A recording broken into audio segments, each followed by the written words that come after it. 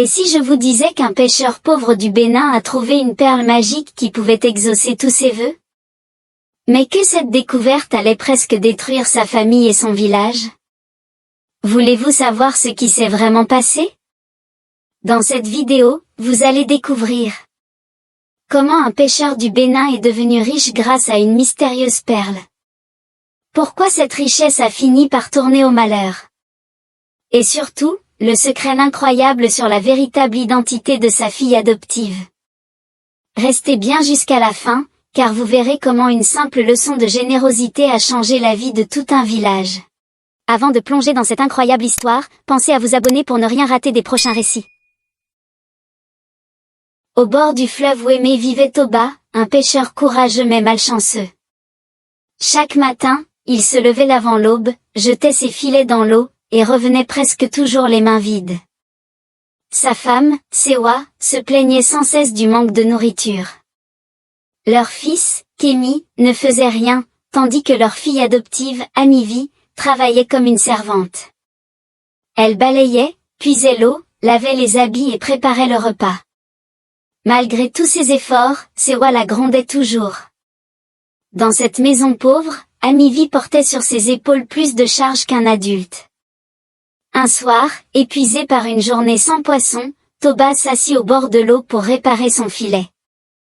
C'est alors qu'il aperçut un objet brillant dans le sable. Intrigué, il le ramassa, c'était une perle étrange, qui semblait briller comme une flamme bleutée. Il la rapporta chez lui, et Sewa, curieuse, lui dit de la porter au cou. Dès qu'il l'attacha, il ressentit une chaleur étrange et fit un souhait presque par jeu. Si seulement nous avions un peu d'huile de palme. Soudain, une bouteille apparut sur la table.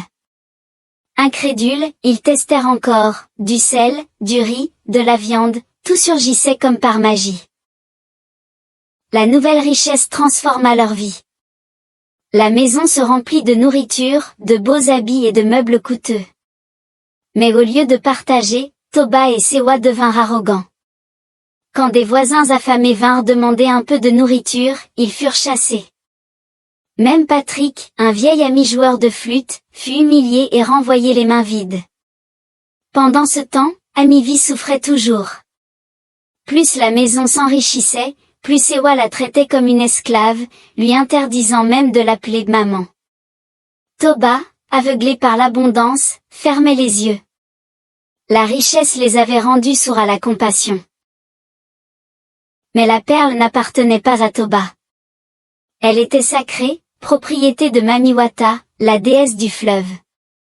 Une nuit, elle apparut à Amivi en rêve.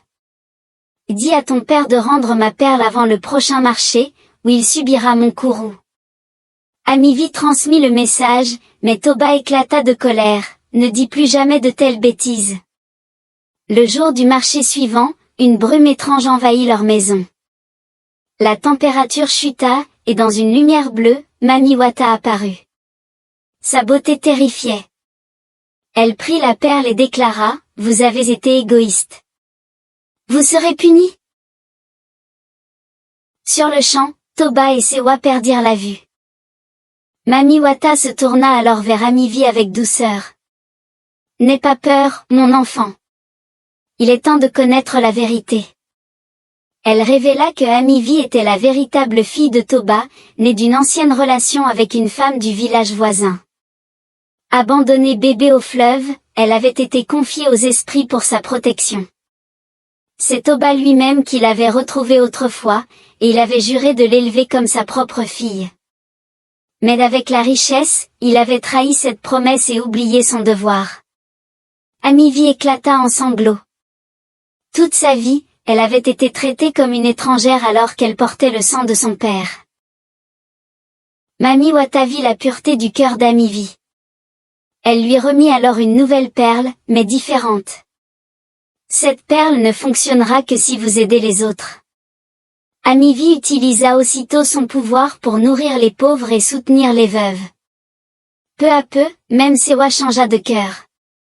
Elle découvrit la joie de partager et traita enfin Amivi comme une vraie fille.